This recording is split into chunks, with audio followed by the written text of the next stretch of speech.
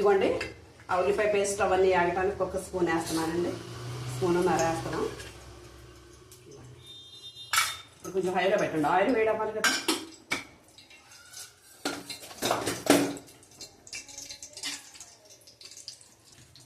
Oil కాగిందండి, కొంచెం సిప్లో పెట్టండి, ఎందుకంటే త్వరగా మాడిపోతాయి కదా.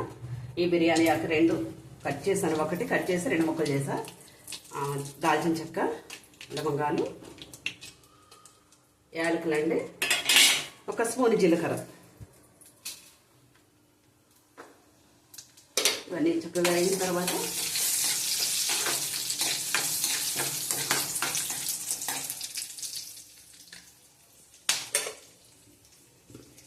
వేగినాయండి. ఒక స్పూను అల్లం వెల్లుల్లి పేస్ట్ వేస్తున్నాను, అది కూడా కొంచెం వేగిన తర్వాత ఉల్లిపాయ పేస్ట్, టమాటా మిక్సీ పెట్టుకున్నాం కదండి, అది కూడా వేస్తాను. చూడండి, ఇది కొంచెం వేగిన తర్వాత పచ్చి వాసన పోయే వరకు వేయాలండి. దగ్గరే ఉండండి, అయితే వెళ్ళొద్దు.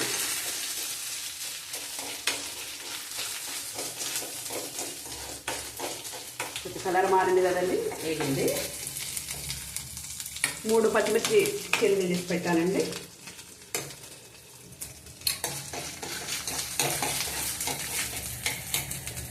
ఉల్లిపాయ పేస్ట్ అండి,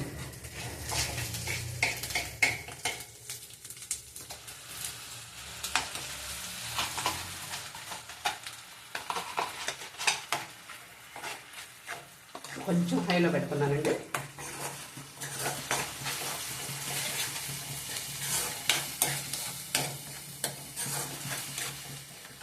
ఈ ఉల్లిపాయ పేస్టు అల్లం వెల్లుల్లి పేస్టు చక్కగా వేగేంత వరకు తిప్పుతూ ఉండండి, మాడిపోద్ది. చక్కగా ఆయిల్ బయటకు వచ్చేంత వరకు వేగిన తర్వాత టమాటా పేస్ట్ కూడా వేద్దామండి.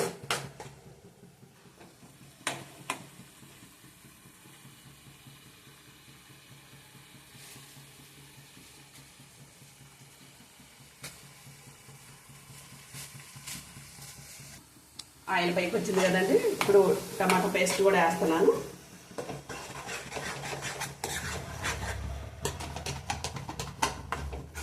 ఇది కూడా చక్కగా వేగిన తర్వాత ఉప్పు కారం అన్నీ వేసుకొని ఇప్పుడు వేద్దామండి.